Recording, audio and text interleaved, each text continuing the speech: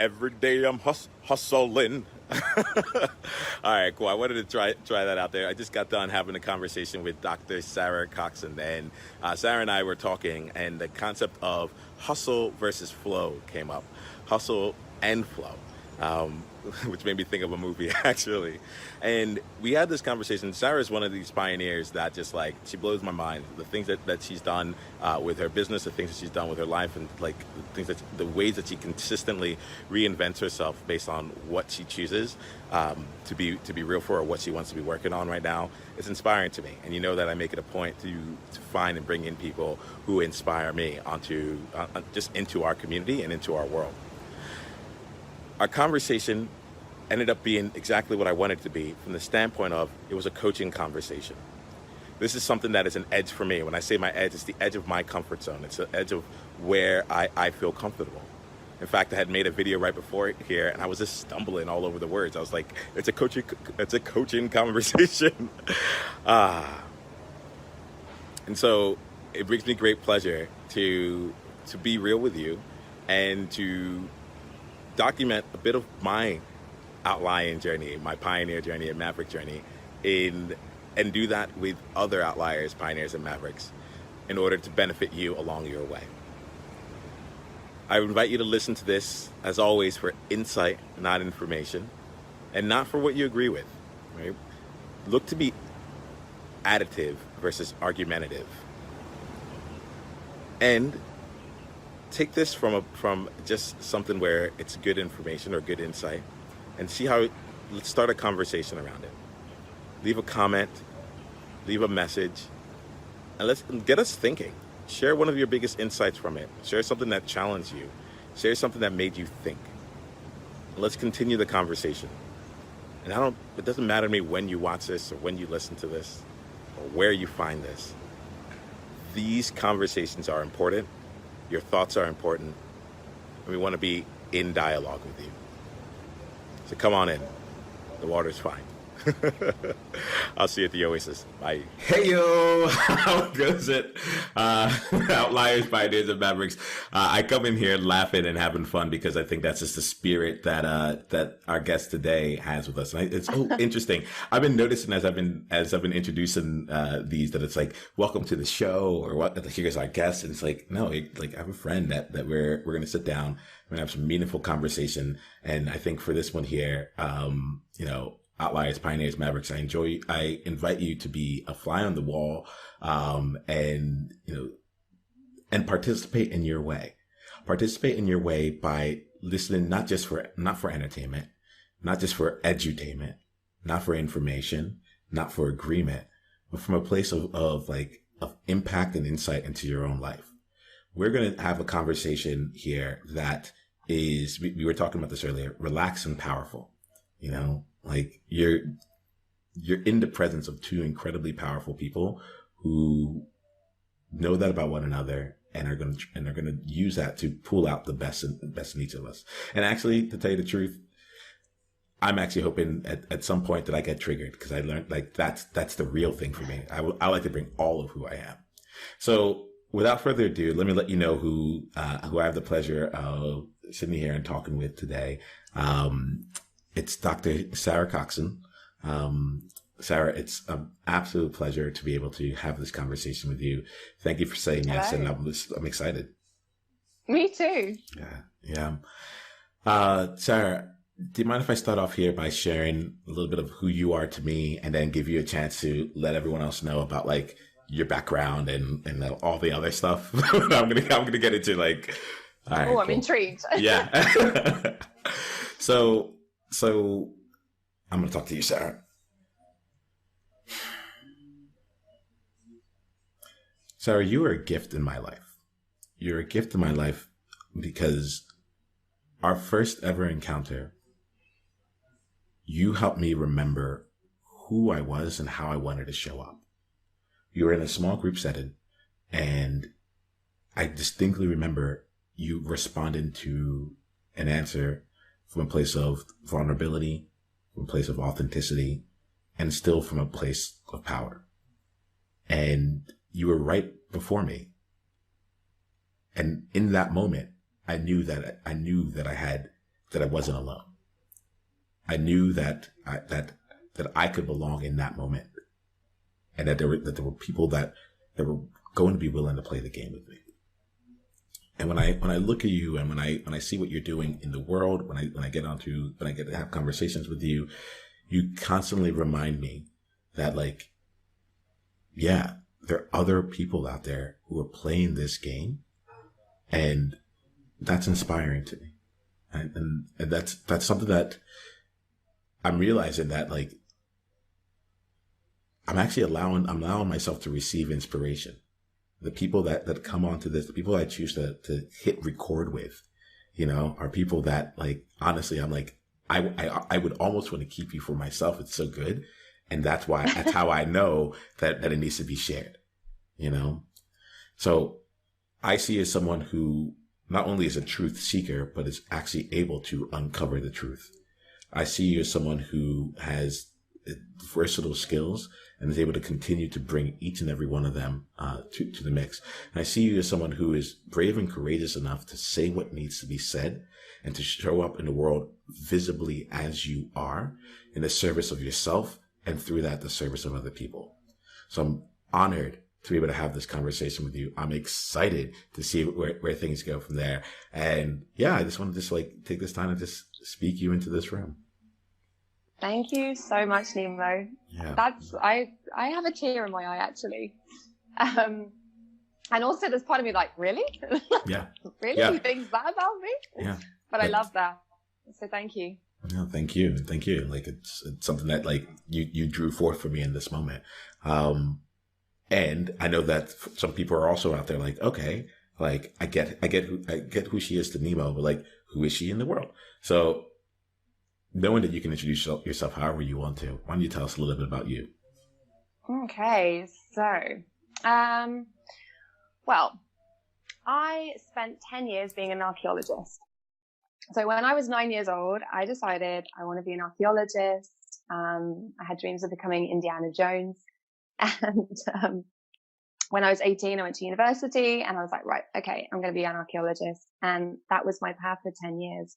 And it's only looking back now that I see the real reason why I wanted to do that.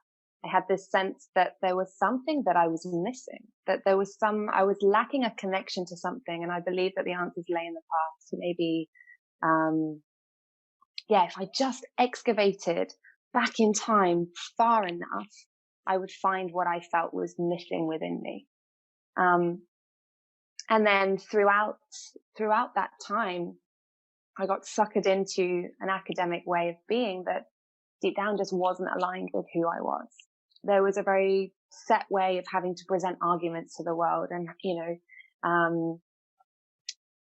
almost felt a little bit backstabby trying to get funding and this kind of hustle mentality and people working 80 hours a week and glorifying it and doing all this stuff. And at that time, I recognized it wasn't for me, but I didn't know. I didn't actually fully recognize it wasn't for me. It was like a knowing that I didn't want to acknowledge. But then in 2012, the unthinkable happened and my older brother died from a drugs overdose. And in that moment, it was like I just knew. It was just like I knew that there had to be something more to this academic life. I was still searching for something, still searching for connection. I wasn't finding it in the archaeology. And that began the process of deep spiritual inquiry. I was already on the spiritual path, but that propelled me into real deep spiritual inquiry. And I went all in. Like, all my friends were going to bars on Friday nights. I was going to kirtan chanting Sanskrit. And I let myself fall apart for 6 months. But they were the 6 months when I really started to find my true essence, myself, through all of that grief. And it was almost like that grief kind of broke my heart open, like really ripped me open. And then since then, I left the academic world and I've been determined to live a life of fulfillment and joy and to teach others how to do exactly the same thing. So now my work revolves around writing. It revolves around deep coaching, revolves around teaching. Like, I don't really know what I am. I just show up and do what I love to do. And I just talk whatever's in my heart at that time, help people through their struggles. And it's my commitment to be as open and vulnerable with the world as I can be in that moment.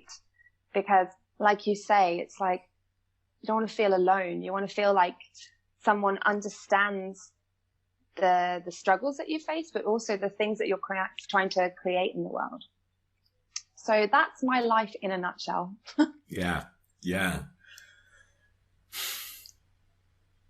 Thank you for sharing that. Thank you for being willing to allow yourself to experience whatever you needed to experience there. I get about you that, like, while everyone else was going out to bars, you were, what did you say you were doing? You're going on something. I was chanting in Sanskrit. I mean, I was going to bars too. Don't get me wrong. But Friday, I mean, I'm a Brit. I can't help it. But you know, on a Friday evening, every Friday, we would go, and there was a group of us that would sit in a circle and chant in Sanskrit, and it was the most healing, awakening process I've ever experienced in my life. Just singing your heart out. Can I ask you, like, what led you down that path in particular? Like, there's a lot of different ways that you could have gone for healing. Like, I'm just really curious about that there. That's a very good question. I just felt drawn to it. There was a sense of like, this is the right way to go. And I've always been really intrigued by mysticism and, you know, the esoteric. And ever since I was 15, 16, I was, you know, reading books about Wicca and paganism and doing spells in my parents' back garden, and the neighbors looking through the curtains, you know, what's she doing? So I've always had that.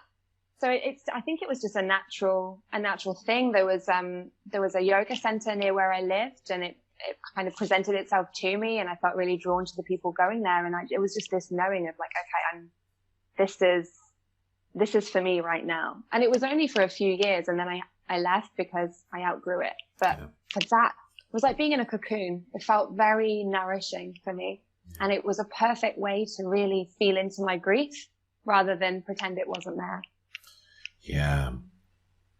You just said, this is me right now. And what was the other question that was on my mind here was around the transition out from academia. You know, like I introduced you as Dr. Sarah, right? I know that you had to work to earn that, and to leave like all,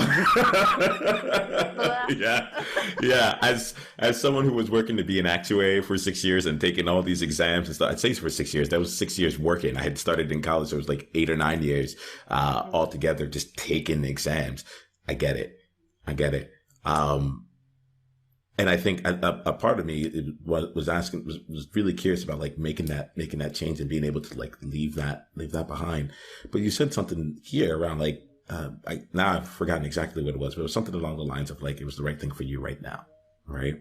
Yeah. In that moment. In that moment. So like, it just makes me feel that like you've been able to choose and to reinvent yourself, or to be what you need to be in that moment, or in the moments that come up in your life. So can you speak a little bit to that? I'm a little curious as to like how that's kind of like transpired over your life, and less about like the individual instances and more about like who you're being that actually allows it, and how you can like kind of, how you might even like have like an internal awareness, like, it's time to change, or okay, now it's time to let that go for something else. Love to hear some of your thoughts on that. Yeah.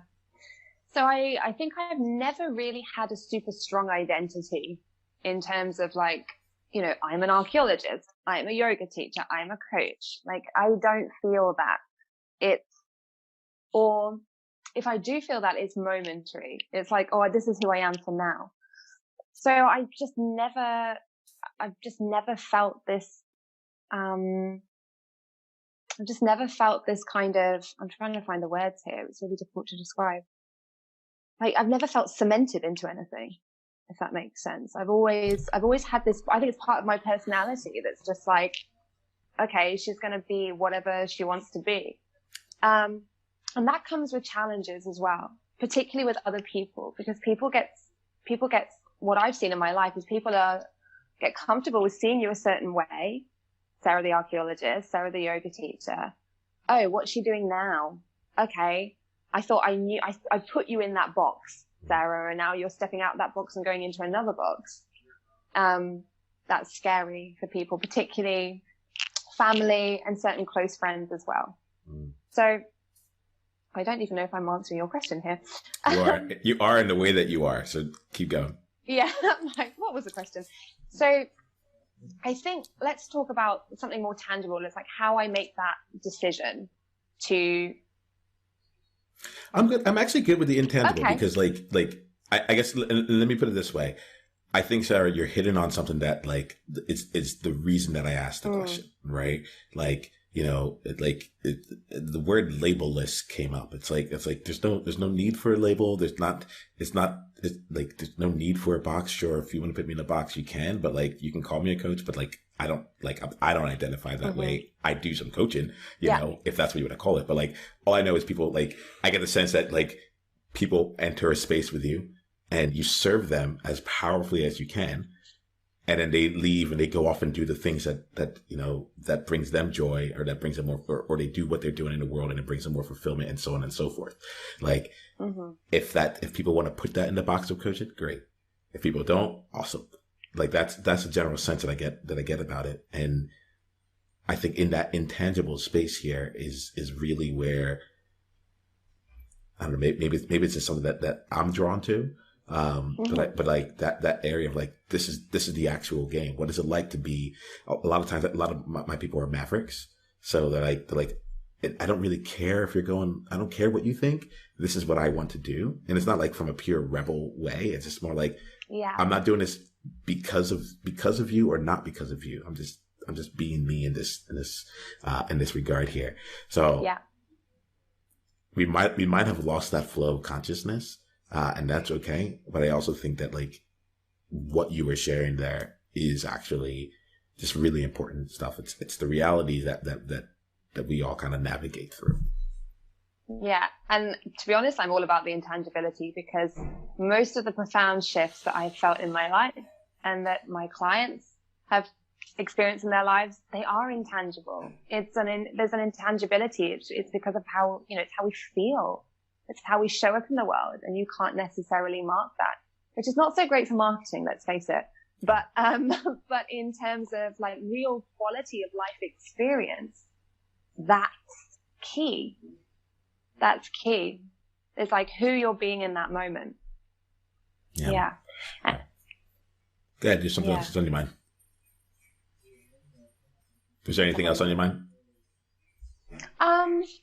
There doesn't have to be. I just heard you breathing in, so I just wanted to make sure. I was like, nothing from where from this offshoot. All right, cool.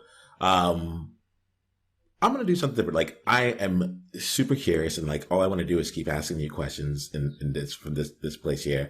And you know, you're one of the first people that I'm having on the podcast. You're one of the founding pioneers of this here, right? Woohoo! And so each time I've done this, it's been slightly different in different ways. And I think that what feels right for me right now is like we'll find out more about your journey. I want to find out more about like who you serve, and let's leave some time at the end of this here for people if they're interested in like reaching out and contacting you and find out. Let's leave some time for all of that, right? But I think that like in terms of your journey, I think I'll be interested in finding out more about that as it shows up as needed. Yeah. Right. So let's just move here. Like I want to go to a place of service. I can see myself building it up because I'm like, it has to I'm like, am I ready for this right now? So let's just go. Yeah. Let's just jump in here.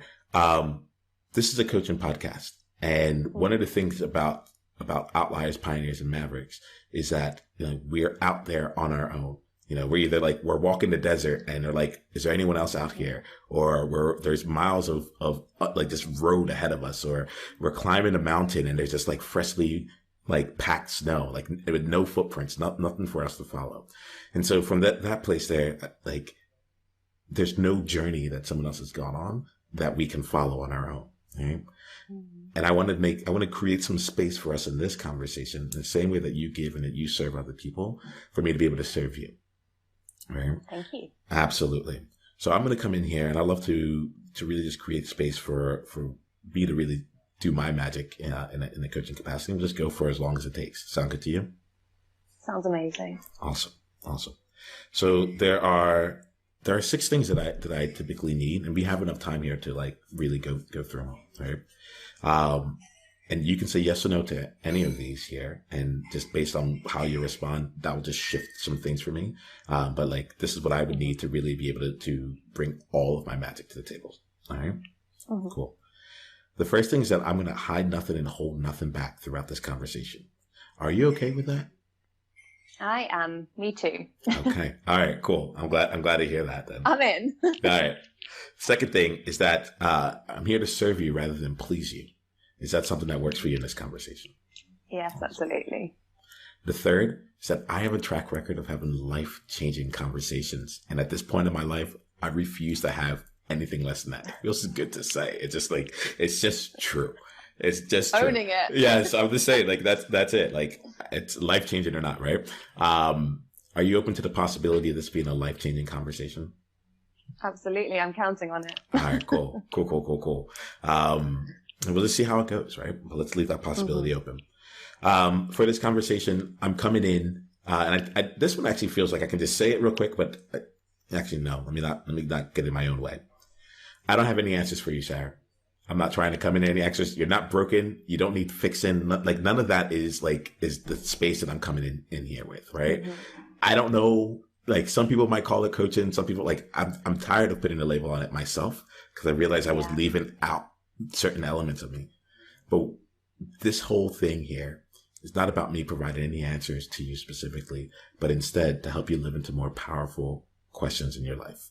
Is that something that you're willing to meet me with to this conversation? Yeah. Awesome. The fifth thing is that I'm going to lead this conversation, but you're in control. So what that means is I'll ask the questions. I'll go down the paths that feel interesting to me, right?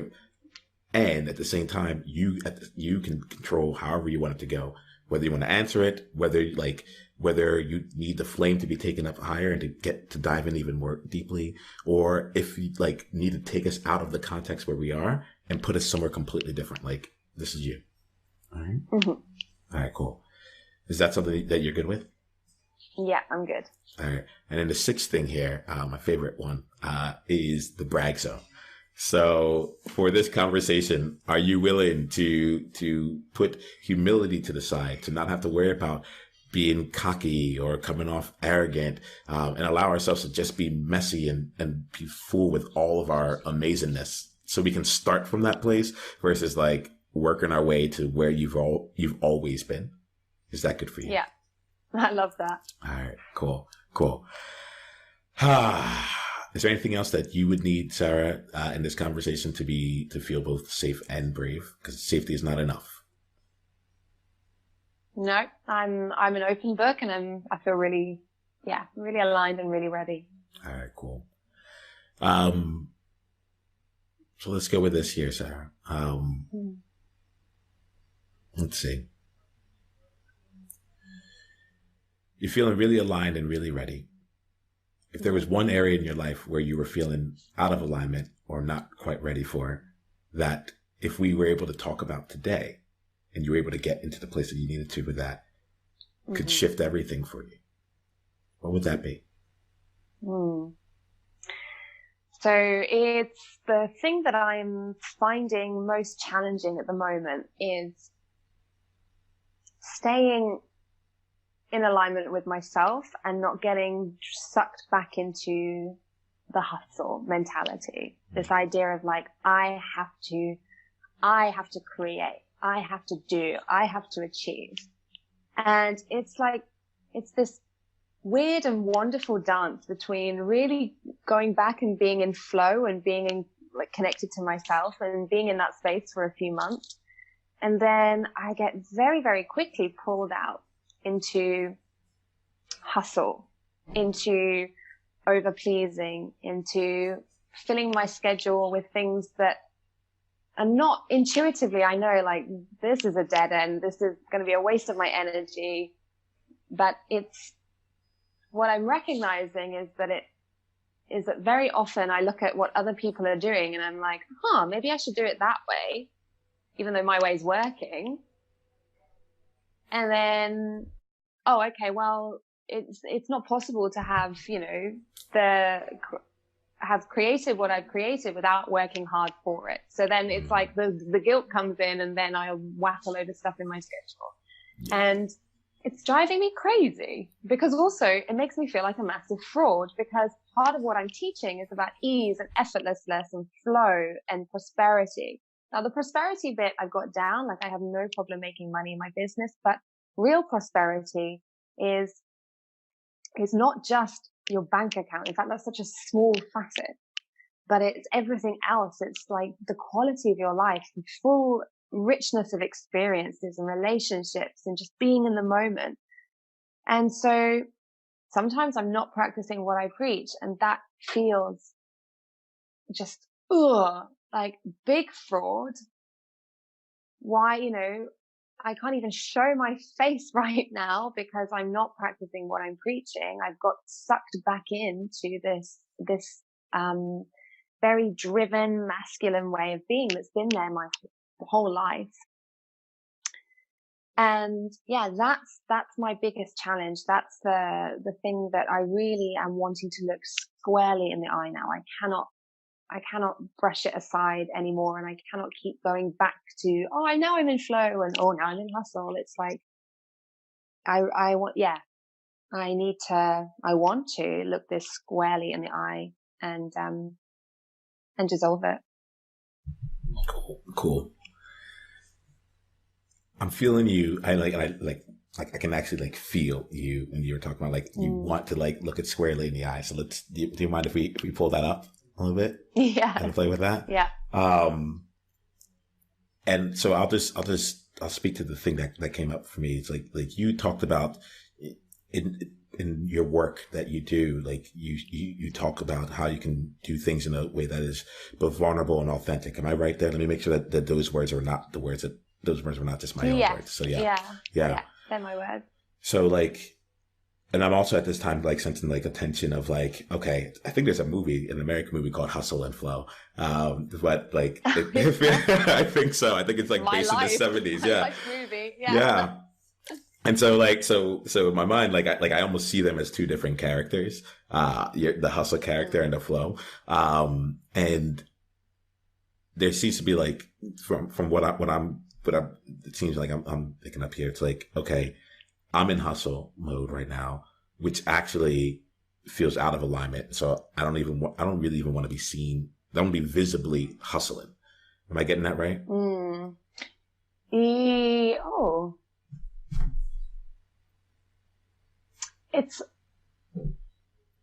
Actually, it's not, I don't want to be seen visibly hustling.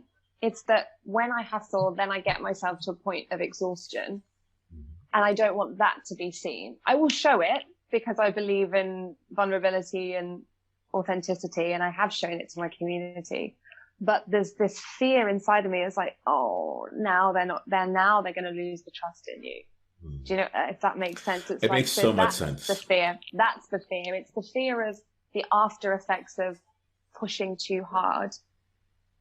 And then, I don't know how to be inauthentic, really. Yeah. Like I couldn't pretend everything was okay to my community. I just couldn't do it. Yeah. But it's like, what are they thinking? I don't want to break the trust with them, but at the same time, I have to be honest. Yeah. So tell me about like breaking the trust. Like that's what trust are you breaking? Tell me a little bit more about that. I think underpinning this is this idea of perfectionism, this idea of if I don't have it buttoned down 100% of the time, then they don't believe that I can help them. And then I've broken that trust. So yeah, I know it's an illusion. Like logically, I know that perfectionism does not exist. I mean, of course not. So, but underpinning it is this idea that, yeah, I have to be perfect in order for my women to trust me and to want to do this magical work with me. Because if I slip up, then, yeah, if I slip up and I show that I slip up, then they might not want to do the work, and that makes me feel sad. Yeah. What's your mission like in life? What's your mission through the community that you're leading? Let me start off first with what's your mission in life? So my mission, what I feel really drawn to do in this moment, is to really help women in particular. I feel a really strong pull to helping women, and I want to honor that and not question it, but really help women in particular to live prosperously, to really live a fulfilled, joyous, prosperous life where they're not limited by their ideas of what they think is possible for themselves, and instead step into possibility, potential, and create impact in the world from a space of joy. And we very often teach what we most need to learn, don't we? Yeah. So I guess the question in my mind right now is like, thank you for sharing that mission. It's really cool to hear. I think I'm going to go a level underneath that, which is why. Mm-hmm. Why that mission? Yeah. For almost all of my 20s until the age of 28, I had very limited thinking in terms of like what I was capable of doing, what was available to me, what kind of impact I could create in the world. And, it was academia or 9-to-5 job. There were no, for me, I had blinkers on. There was no other way. And then when I moved to the Philippines, for a year and I taught yoga full time. I was like, I had a screw it moment. I'm going. And in that moment, something opened up within me. Like, oh, I can live from sharing something that feels as natural to me as breathing. And there was this beautiful energy exchange. The classes were full. It was bigger, like busiest classes on the island. And it was just magical. And so that was like one piece of the jigsaw puzzle. But at the same time, I still had this negative, limited thinking about, my ability to look after myself financially. And I was with a partner at that time who we were not good for each other. And, he had his own issues, and I speak about this quite openly, that I experienced, physical assault at his hands.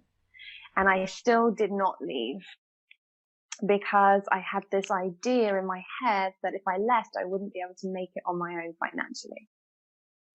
So that limiting belief held me in a situation for 9 months that took such a toll on my body. Although he didn't raise a finger to me again, there was still a lot of anger, and there was a lot of not being able to tell my truth. I mean, I was lying to everybody about what happened, and even him touching me made my skin crawl.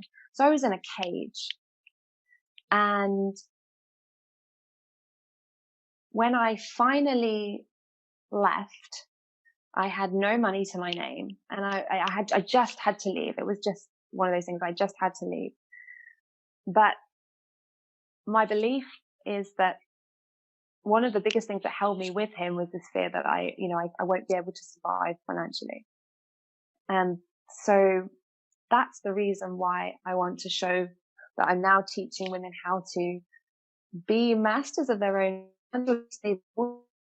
make sure they're choosing fulfillment, joy, they're choosing situations that are nourishing, not toxic, because I lived through that. And I know the trauma that can be created, not just from the moments of violence or things that, someone else's impact upon you, but from the choice to stay in that situation. That's on me. That's my responsibility. And that created more trauma than the actual incident. So that's my why.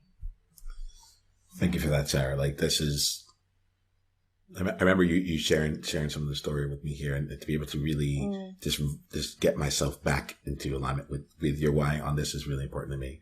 So I'll be curious for you. In what ways do you see like perfectionism, and let's say in the ways that perfectionism keeps you from showing up in the way that you want? In what ways do you see that becoming out of alignment?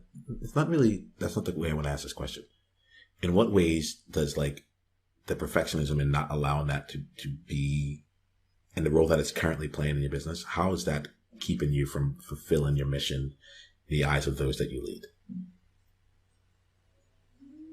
That's a very good question. My first response is, I don't know. Mm-hmm. That's my first response. But as I feel deeper into that question,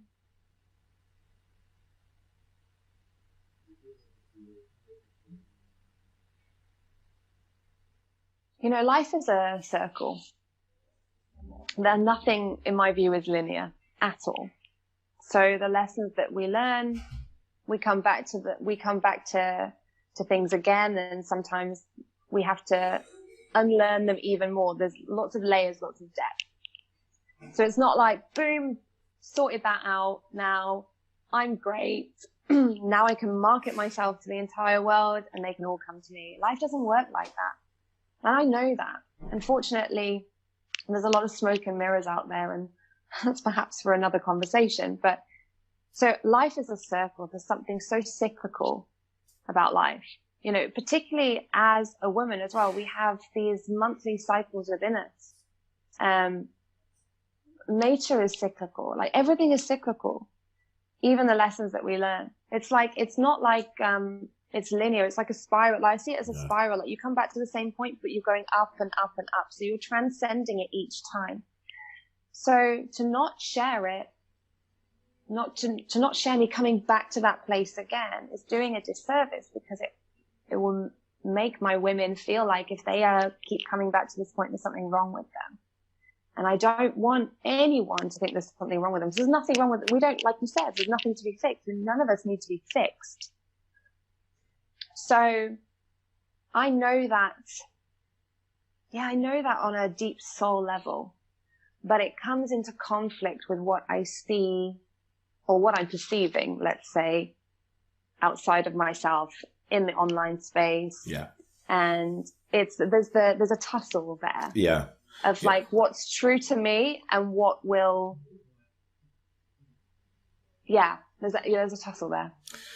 I hear you. I think like even just before we even hit record here, I was sharing how like I have been seeing all these people in the communities that we're in. They're off doing great things, and I really respect all that. And the question in my mind was like, should I be doing this too? And I'm like, but I know that I'm creating something different right now. And it's like, but how do I live? How do I live with both of that? And so I get that on a level, and it's really interesting because I think that's part of the reason why I was asking you about the mission, because like even just doing this podcast as a coaching podcast, it's like it was when I realized I was like, wait a minute, I have to be a pioneer, I have to be a maverick in the way that I do this here. And if everyone's doing interviews, then like I have to find some way to do what my thing is, you know. And so I hear you with the hustle. I hear you with the perfection area. And like, I think it's hard in general when you're building a business. I think it's hard when you're building a business that's online for a specific community. And I also think that it's like, I think it's really hard as a woman when it comes to like ease in particular. I'm just thinking about to like the early 90s in the US where there were two makeup like brands in their commercials. It was, maybe she's born with it. Maybe it's Maybelline or easy breezy, beautiful cover girl, you know? And it's like this idea, this perception of like, it's just smooth. It's just like, everything is just flow. Everything is just easy breezy. And I think there's an element of like, look, you operate in hustle and flow. And, you know, and as two characters, as part of your story here, it almost feels like what would happen if you could allow the hustle, almost like not even to just make it okay that the hustle's there, but like the hustle to play its part with the perfection. I don't know. I can't like, Yeah. I'm seeing these things in here in a way where it's like, if I was a part of your community, the amount of freedom that I would get from knowing that, like, you know, from that perfectionism can still be a part of it. And sometimes you operate from a place of perfectionism, or you, meaning anyone, can operate from that place, or sometimes you can operate from a place of hustle. And it's not necessarily a bad thing, or it's not necessarily a good thing, but it's like, I know, like, the words that comes to mind is like range and control, where it's like, I have a range now of how much hustle, how far I can go in the hustle to flow list. And I have like control as to like, oh, this is a time that needs hustle. This is the time that would benefit from flow. And it's no longer just, it's not happening in the background, but it's happening by employ of me. That, like, I have those images floating through my mind here. Like, I don't need to be right or wrong with it here, but I'd love to get your take on based on what I've said. What comes up for me when you're talking about hustle and flow in this range, and I love that. And then what came up for me was like, well, what's underneath the hustle? What's driving the hustle? And there's something in that for me, which is like, okay, where is this coming from? So hustle can come from a real scarcity lack mindset where you're in fear, or hustle where everything's moving quickly and there's momentum, can come from a place of the complete opposite, like the stuff moving, and you're not in charge of that. You're part of that, where, you know, you do have full days and everything is going and stuff, but it's not coming from a lack mentality. It's not coming from scarcity. And like, as I feel into that feels really true to me. Yeah. It's like it's the definition of hustle that perhaps needs more refining in this conversation to be more beneficial, I feel. Okay. So let's refine our definition of hustle for this conversation. And here goes the question, Sarah. Like, we might be at a place where it's like, no, like, I'm good with this and we can take it out there. Either we can go to some place different, or we can continue on this. So I want to check in with you on that, because it seems like there's something there for you on that. Yeah. You can feel free to introduce that new definition in there, or it might just be that's like, cool, there's actually something else that really needs to be discussed right here, because it feels like, yeah. So I'll put that out there. Where would you like to take this conversation from here?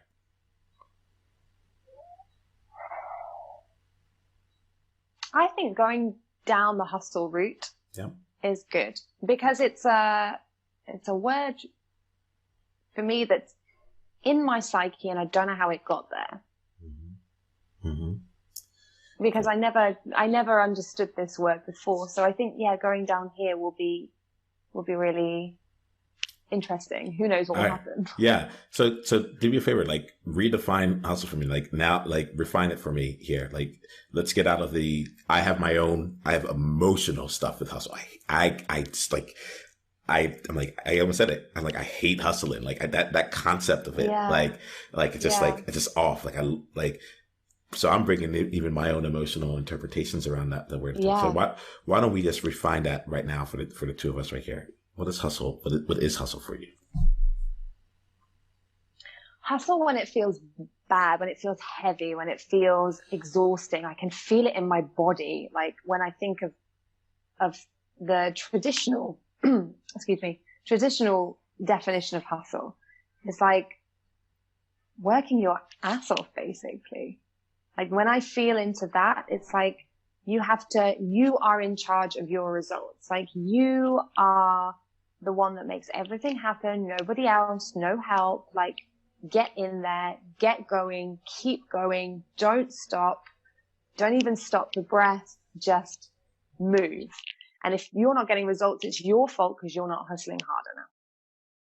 So that's the traditional definition for me. And I feel it on a cellular level. And even as I'm speaking it, I'm like, yuck, doesn't feel good. But it's very easy for me to step into that, because that's a definition that's still out there in the online space. You know, it's still out there. Like, you've got to go out there and this is the thing that's really interesting for me, is because when I left academia, so I was in hustle in academia. When I left and started teaching yoga full time, I completely deconditioned myself from that.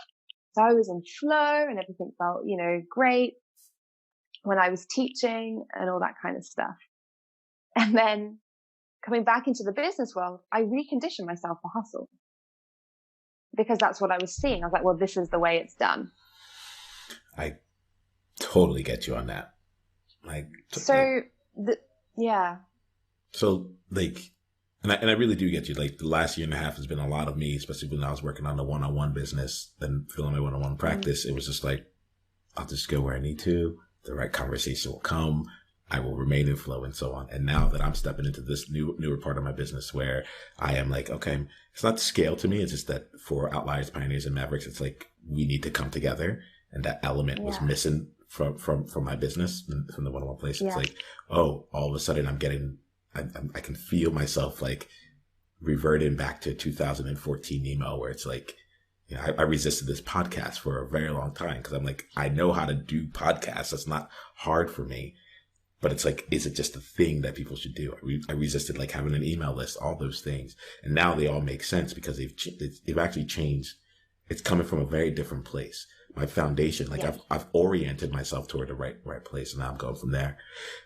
And as you were talking about like the definition of hustle, what was coming up for me was like, and like you were talking about good and bad hustle. We really talked about like the one side of it, but intuitively, and I'm going to trust my intuition here and see what comes with it.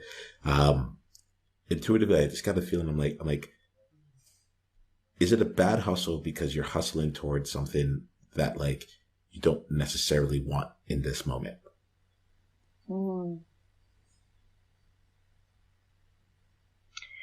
There's definitely something around achievements and accolades and status there for me. The way I grew up was my dad, I love him to pieces, but it was very much like strong traditional education. You need to get really good grades. If you don't, I'm disappointed.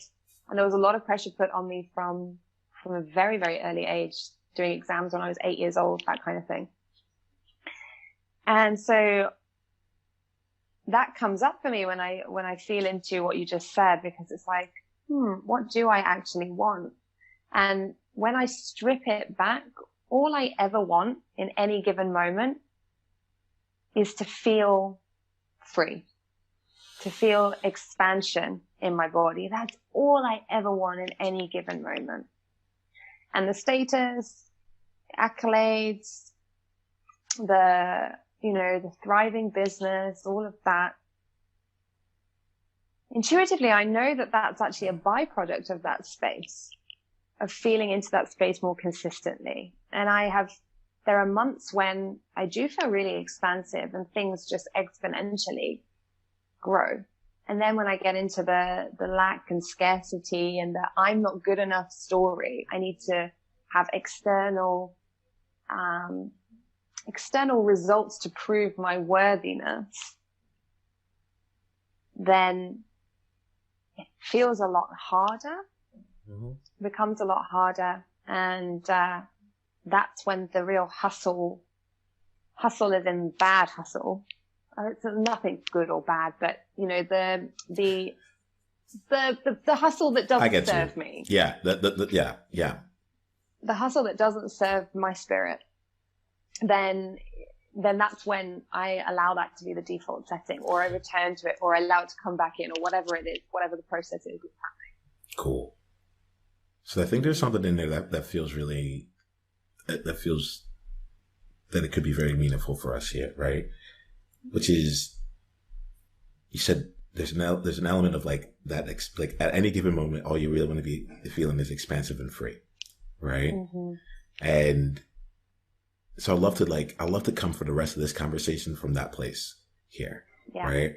I think that there's more that we can dive deeper and deeper into the hustle, but I don't think that in any exploration of the hustle, it will bring you closer to that expansion and freedom that you're looking for. And from what I'm hearing from you, And you had acknowledged this. You had rightfully called this out when you're like, I think there's something deeper there. The hustle is a symptom, right? The real place right now is the expansion and freedom. And so you're if I'm hearing you right, you're like, I'm trying to play the accomplishments, external picture game, and thus hustle showing up. But really where you want to be playing is the expansive and free game. So let's do that. Like, can we just like take a second here and just allow both of ourselves to just like sit and find that expansive freedom for what and whatever that means for both of us here. Like, and I'm willing to take like 10 seconds to just like, close the eyes, take a breath in. Oh. Picture for yourself where you are right now. What it looks like to come from a place of achievement, to come from that place of having to show something, and see a physical environment in front of you. For me, it ends up being like a desert, it might be something very different for you. See that physical environment. And in your mind's eye right now, connect with one of the essential elements of expansion and freedom in your life. One of the essential elements of what it feels like to be there. And start to see that enter this environment. Start to see yourself shifting into that environment. What's the physical representation of this? If there was a space that could truly be this. And as you're seeing that more clearly in your eye, allow that to also find its place within your body. And I'm going to invite you, as you're doing this here, to allow yourself to just become slightly more open throughout it, slightly more free, slightly more expansive. And continue to build and grow that environment within your eye. Continue to allow that to really take up the space that it deserves and needs. And see yourself in this environment as it continues to grow around you, as it continues to expand itself, expansive, free. And see yourself in there. And let's just take like 5 seconds right now just to connect with one thing that could allow you to bring that expansiveness and freedom into this conversation so that we can take this conversation to where you really want it to go. No, don't rush. I'm in literally no rush at all. Take your time. When you feel that you have it, go ahead and open your eyes and let's continue from there.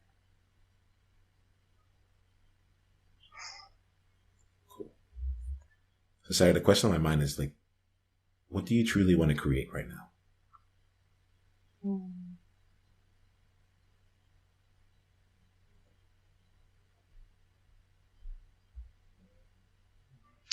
The word is community. I really feel that community has been something I had been resisting for a long time because I had beliefs that I couldn't do it, blah, blah, blah. But now, in this moment, it's this idea of connection, community, support, bringing women together. This is what I'm here to create. Very much so. Yeah, that feels expansive to me. I recognize that I've been working a lot one-on-one, but there's an element of when I'm teaching a yoga class and I have a group of men and women, but it seems to be mostly women drawn to me, funny that. There's an element of energy sharing and this collective energy that is just transformative. And I recognize that I had been resisting that because I was telling myself all sorts of stories about how I could bring that to my business. Because I always see the yoga as something separate, something I love to do. It's just, something I'm really good at and I'm sharing. It's my dharma and all this stuff. But what I'm really looking to create, and I am in the process of creating now, is community. is a global community. This feels so expansive to me. A global community of women who are really ready to show up and create magic and miracles in their lives and allow for that to happen and be in the presence of other women who want exactly the same. And that feels really good, really expansive. Yeah. Magic and miracles. Mm-hmm. Magic and miracles. So if you're coming from a place of magic and miracles right now, right for you right here, right? Mm. I think the thing is, let's see. So part of me feels like we could be complete right here, you know, and be like, great, like we tapped into this and we come back from expansion and freedom. And because of that, because you're like, you kind of have some time here, like I'd like to just keep going. Is that all right with you? I love it. Okay, cool. So if you're seeing community, we're seeing magic and miracles, like we're building towards something. It feels like this is the possibility that we're building towards versus like the thing that we're running away from, right? Yeah. That's a game. That's a game that I enjoy, and that's a game that I really enjoyed. And so from here, what would be like, regardless of what you've seen in the world, regardless of what any of your community members have seen around prosperity, around magic, around miracles, all that stuff, right? Around online business and so on and so forth. What would be the most miraculous thing that you could create within that community?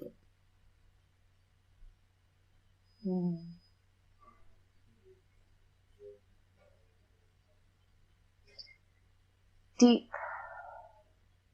transformation of someone's inner world to the point where they know God, they know Source, they are so connected with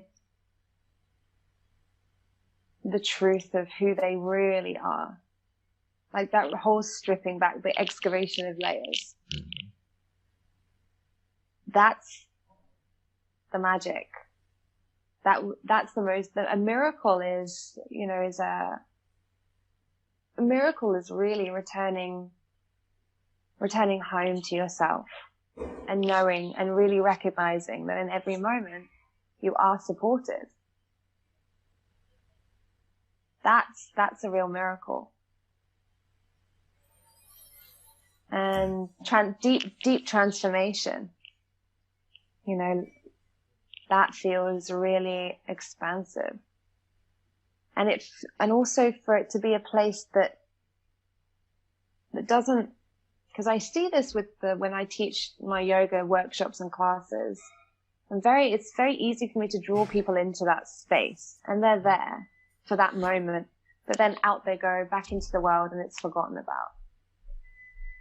So it's really have that a place to come from continuously, not all the time, because life doesn't work like that and we get pulled in and out and in and out, but to have it more and more be a space to come from, and less of a, I feel that space when I'm in a session with her, or I feel that space when I'm in a workshop with her, but really to have it, that's the transformation, to have it be so embodied and so much a part of your being that someone is able to come back to it without needing to even be in touch with me. Mm-hmm. That feels really miraculous. Right. So let's play with that right now in this moment here, right? That's the embodiment, the ability to be able to call back on that. Like when I do the exercise of looking and figuring out what's different, I see a desert at first, and then I see an oasis afterwards, and it's just flowing with water and grass and trees and all that stuff. And as that's been coming up for me, there's been an element that's really been growing in my mind. At first I was expanding the oasis on my own, and I actually saw like my outliers, pioneers, and mavericks, like in this visualization, coming into the oasis, spending time with me in the oasis, and being rejuvenated from, like they're coming out of their deserts. They're coming out of whatever their mountains and their tundras and their roads and all this stuff. And they're entering this oasis. And for the time that we spend together, the rules of the world don't apply. It's magical. It's miraculous in its own way. Yeah. But it's like, this is the place for you to come back and get rejuvenated. The thing about it that made me think about this in this moment was just this morning I did it. And for the first time, a new image came with it, which is people were leaving, and I closed my first ever group program for the first time today. Today was I've had this program since 2014. It was the first program that I was really paid for to do as an entrepreneur, and it's been running for over 5 years. And I closed it today, and we had our last session. Wow. And there was just this image of before I got it, this image came to mind. It was like each of the pioneers, outliers, and mavericks that spend time with me in the oasis, with whatever we end up doing, the magic and the miracles and whatever it is that like how I call it. Every step that they took beyond the oasis ended up almost as if like created a new patch of grass underneath them, or a new flower that came up from them. And so it was like, as they walked out into the world, and like we're all off on our own separate paths out here, as they went back off into the world, they were creating the oasis with them. They were creating the path back to this oasis, and creating a place where they could be their own out there. And there's an element around what you just said there that made me think about that, where it's like it's not just this one place. Like when they come into your world, they get deep transformation, and they can get rejuvenated. They can get everything that they need, the magic and the miracles right with you right there. And then they enter the world, and they're immediately back into whatever that environment was. Instead, you're giving them something that carries forward with them. Am I getting that right? Yeah. Yeah. A completely new way of being. Like who they know themselves to be has shifted. So the thing that I want to play with right now is, we just came, you called out expansiveness and freedom, right? If today was going to be you doing something similar, right? Where it isn't just, I felt like I've reconnected with it, and I forgot it after I got back into the regularities of the day, right? Or I saw something and I felt like the accomplishment came up again. What's something that you can do, or something that if you spend some time here with, that can remind you, that can keep you and bring you back to, let's say, bring you back to this place of expansiveness and freedom for yourself out in the world? Yeah. It's always the breath. Always the breath. Like when consciously connecting to breath, for me, is the ultimate physical representation of receiving and releasing, receiving and giving. And every inhalation for me is a drawing into the center of my being. Like it literally is drawing my awareness within.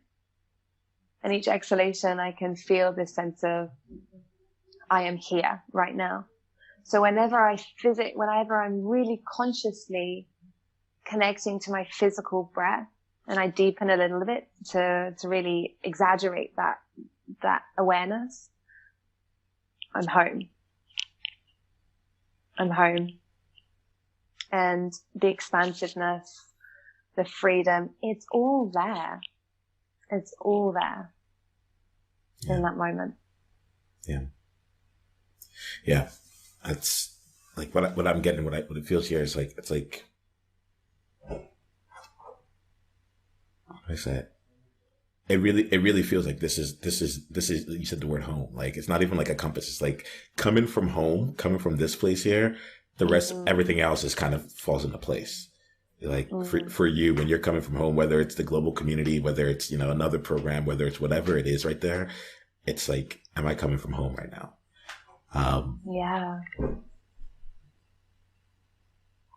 And that feels real. And it feels like hustle has a role to play. Hustle has its way of saying, hey, by the way, you ain't home right now. Yeah. It's not even hustle. It's not even hustle. It's the after effects of hustle. It's what it does to my physical body. Yeah. That I recognize. It's like whilst I'm in hustle, I'm there, I'm doing it. But then That's afterwards, interesting. it's the depletion Got you. after that's like, no, like this is not, you've pushed yourself too far. Now it's like when you're connected to source, when you're really connected to home, it's like you're plugged into the mains. Yep. But when you're in hustle, you're using your own battery pack and you haven't recharged it. So it runs out. And then when it runs out, body is like, ugh. Yeah. Yeah. Is there, I'm just really curious about this here. I don't know what the answer would be, but is there a form of hustle that can come from a place of expansiveness and freedom for you? That's a very big question to lean into. I don't have the answer to that, but I like that question because again, it's an opening up of a reality. We have this tendency to think in dualities: hustle bad, flow good. But what if actually they can merge together in a way that allow for that expansiveness? And then what happens? Yeah, because it's if you can create space for both of them.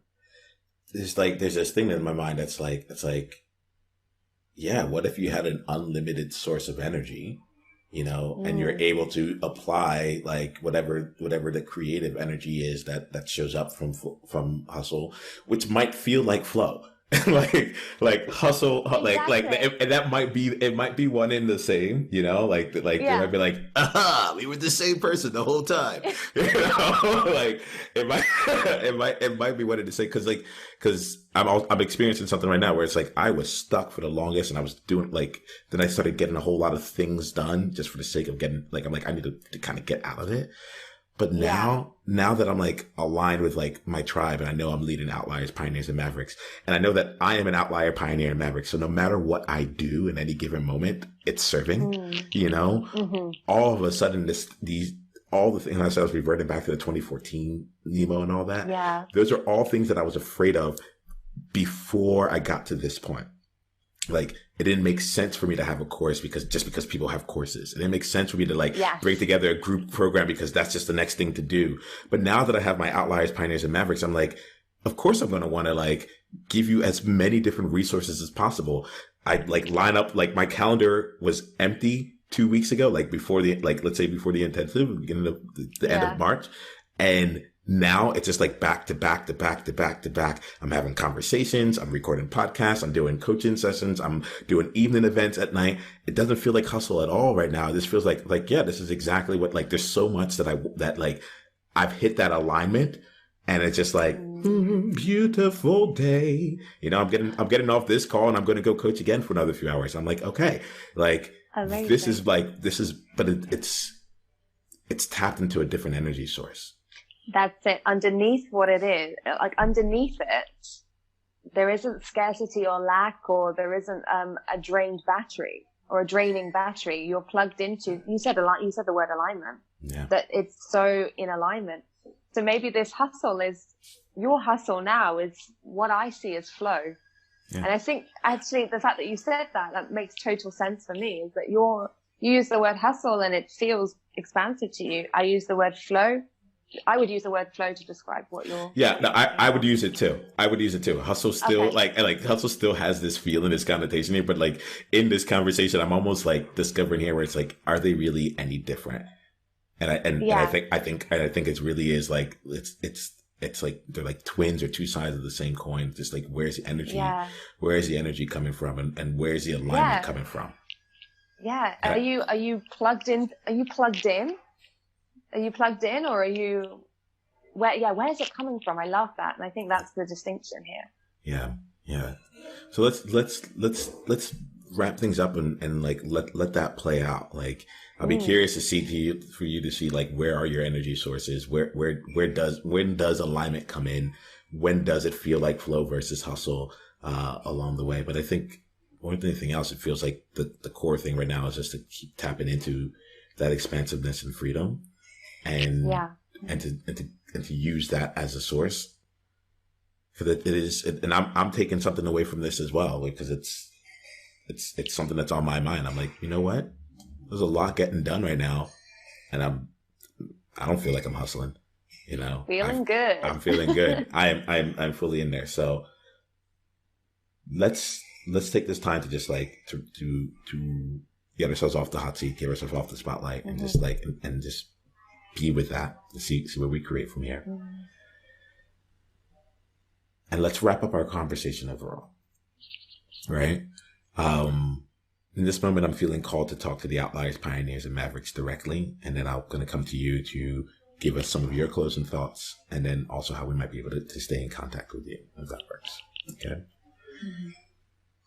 So Outliers, Pioneers, and Mavericks, like, as we wrap up here for today, like, part of the reason why this is a coaching podcast is because the path that's in front of us is not necessarily clear.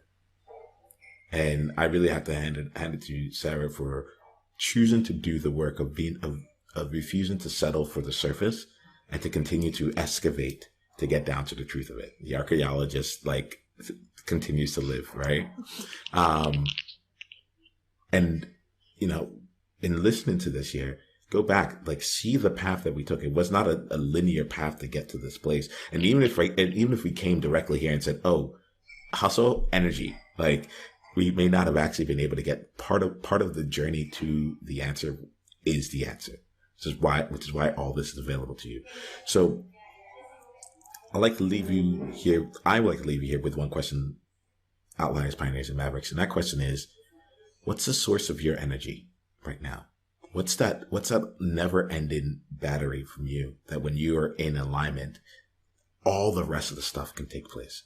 Because if you're listening to this, I know you can achieve. You can get things done. Productivity is not an actual issue for you.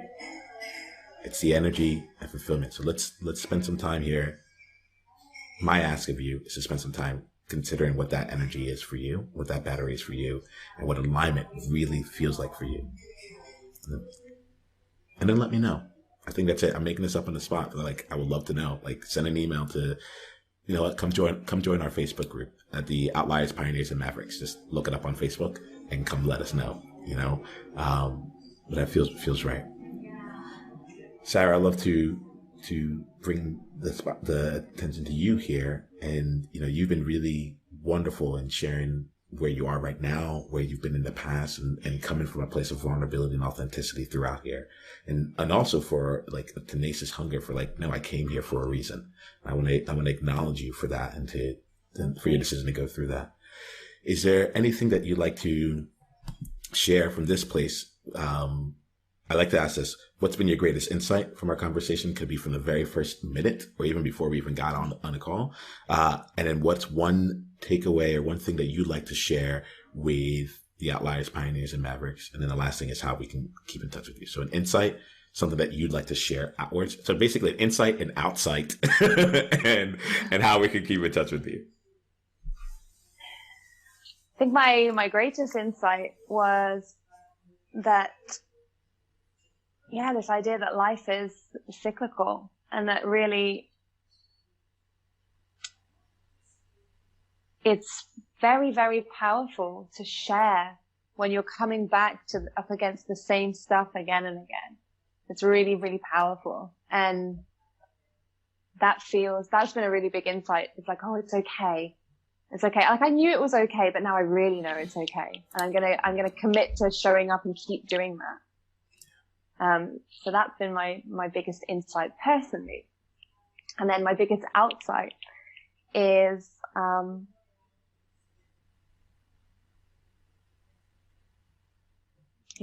just echoing what you said, which is like, check in with where you are plugged in, where you are getting that energy from. And if it feels like a struggle, then there's something in that for you to look into and to, just get curious about. If something feels like a struggle, there's a message in that for you. It's a message to stop what you're doing and just take notice, just like what I've been doing this past week. And there's so much juice in that. And when you stop and you take notice and you find what that message is for you, then that's what will propel you into a new level. That's what I'm finding right now. And this is a cycle. This is a process that you will continue to to be involved in and witness. But yeah, whenever anything feels like a struggle, really take notice. It's very important. There's juice in that, and it's going to fuel your next leveling. Awesome. Yeah, that's my outside. Awesome. And then you guys can find me on my website, which is www.moonmagicmiracles.com, of course. And you can find out more about me. I have a free training called Unlock Your Next Level of Abundance. Some deep training there that is really cool in terms of just getting you to open your mind to what abundance really is for you, to create more magic and miracles in your life. So feel free to check it out. And you can also feel free to email me as well, sarah@moonmagicmiracles.com. Ask me any questions and let's see if I can help. Awesome. Awesome. Well, Sarah, I wanted to say thank you once again for being here. Thank you for helping us kick off and set the tone as to what this entire experience can be like. And thank you for just being in this moment with me here. It's really great to spend some time with you. And I'm really excited for what comes next. Thank you. Thank you for holding this space. It's been incredible. And it feels good to really show myself. Thanks for doing it. Talk to you soon.